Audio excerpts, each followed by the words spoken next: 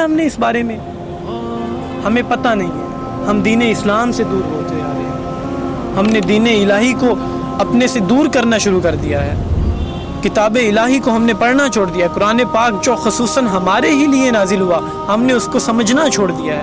رسول اللہ صلی اللہ تعالیٰ علیہ وسلم کے فرامین کو ہم نے پڑھنا چھوڑ دیا ہے.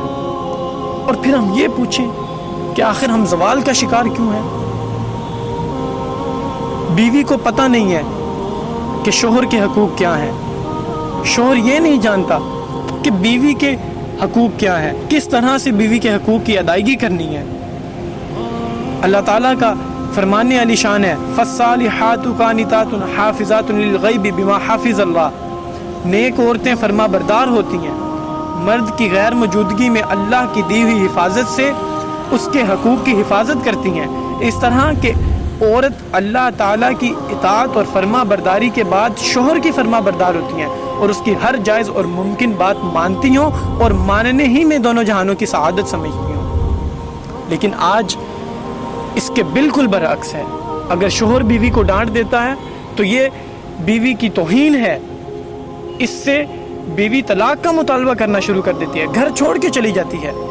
رسول اکرم صلی اللہ تعالیٰ علیہ وسلم کا فرمان علی شان ہے کہ اگر عورت تندور پر روٹی بھی پکا رہی ہو اور اسے شوہر بلائے تو اسے چاہیے کہ کام چھوڑے اور حاضر ہو. اسی طرح حضور اکرم صلی اللہ تعالیٰ علیہ وسلم نے فرمایا کہ جس عورت کا انتقال اس حالت میں ہوا کہ اس کا شوہر اس سے راضی ہوا تو وہ جنت میں داخل ہو. اس لیے بیویوں کو چاہیے کہ وہ اپنے شوہر کو ہمیشہ راضی رکھیں, اپنے شوہر کو خوش کریں, ہر لحاظ سے ان کے شوہر ان سے راضی ہوں. کیونکہ رسول اکرم صلی اللہ تعالیٰ علیہ وسلم نے فرمایا کہ اگر میں کسی کو یہ حکم دیتا کہ اللہ کے علاوہ کسی اور کو سجدہ کرو تو وہ عورت کو حکم دیتا کہ وہ اپنے شوہر کو سجدہ کرے. اسی طرح آج معاشرے میں شوہر بیوی کو بات بات پہ جھڑک رہا ہے. بیوی شوہر کی ہر بات کو نیگیٹو سمجھتے ہوئے, ہر نصیحت کو الٹ مانتے ہوئے طلاق کا مطالبہ کر رہی ہے, گھر چھوڑ کر جانے کی دھمکی دے رہی ہے. لیکن ایسا نہیں ہونا چاہیے. ہمیں قرآن پاک کی تعلیمات کو پڑھنا چاہیے, رسول اللہ صلی اللہ تعالیٰ علیہ وسلم کے فرامین علی شان کو پڑھنا چاہیے. شوہر کو بھی چاہیے کہ وہ بیوی کے ساتھ نرم برتاؤ کرے. شوہر کو چاہیے کہ وہ بیوی کے ساتھ اچھا سلوک کرے, اس کی تھوڑی بہت غلطیوں کوتاہیوں کو معاف کرے. حضرت سیدنا ابراہیم علیہ السلام اللہ تعالیٰ کی بارگاہ میں سیدنا سارہ رضی اللہ تعالیٰ عنہ کے خلق کی شکایت کر رہے ہیں.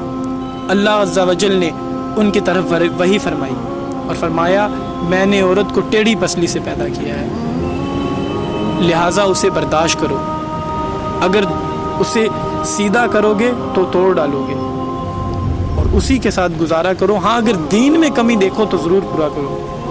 اس لیے شوہر کو بھی چاہیے کہ وہ عورت کی, اپنی بیوی کی چھوٹی موٹی غلطیوں کوتاہیوں کو معاف کرے اور بات بات پہ اس کو ڈانٹنا جھڑکنا یہ بھی ایک غلط اور بد اخلاقی میں شامل ہے. اس لیے بیوی کو بھی چاہیے کہ وہ عورت کی بات کو مانے اور آپس میں اتفاق پیدا کریں اور ایک دوسرے کا خیال رکھیں, ایک دوسرے سے نرمی سے بات کریں.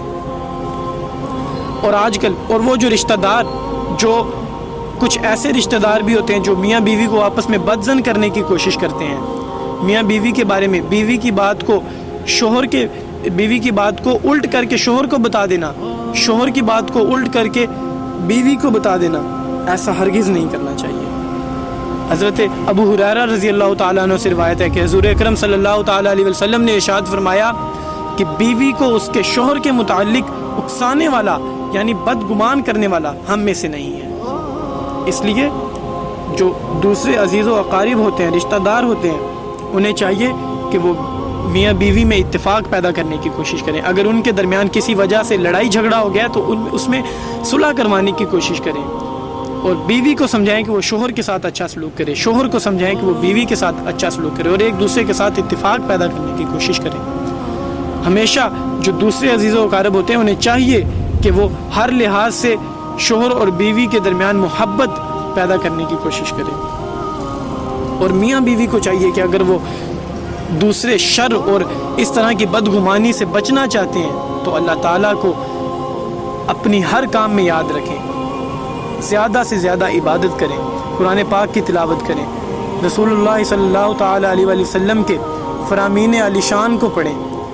حضور اکرم صلی اللہ تعالیٰ علیہ وسلم نے فرمایا کہ خدا اس شخص پر رحم کرے جو رات کو تہجد کے لیے اٹھے اور اپنی بیوی کو بھی جگائے، اور اگر وہ نہ اٹھے تو اس کے چہرے پر پانی چھڑک دے، اور اس طرح عورت پر بھی خدا رحم کرے جو رات میں اٹھے، نماز پڑھے اور اپنے شوہر کو بھی جگائے، اور اگر وہ نہ اٹھے تو اس کے منہ پر پانی کے چھینٹے مارے۔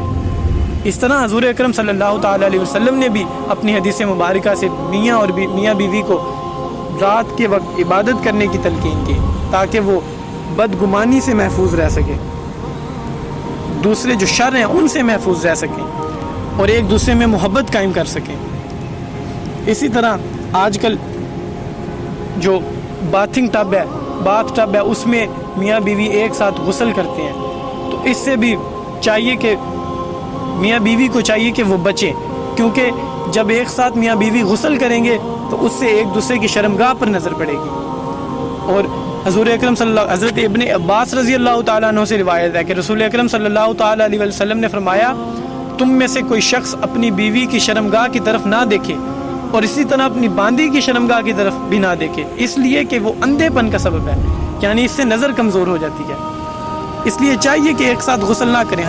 لیکن حضرت عائشہ رضی اللہ تعالیٰ عنہ فرماتی ہیں کہ میں اور رسول اللہ صلی اللہ تعالیٰ علیہ وسلم ایک برتن سے غسل کرتے تھے جو ہم دونوں کے درمیان ہوتا تھا، لیکن جس طرح فقہاء کرام بھی فرماتے ہیں، حضور اکرم صلی اللہ علیہ وسلم کی باقاعدہ حدیث مبارک میں نے آپ کو بتائی کہ میاں بیوی ایک دوسرے کی شرمگاہ کی طرف نہ دیکھیں، کیونکہ اس سے اندھے پن کا جو ہے وہ خوف ہے، اندھا ہونے کا خوف ہے، یعنی نظر کمزور ہونے کا خوف ہے، اس لیے چاہیے۔ اور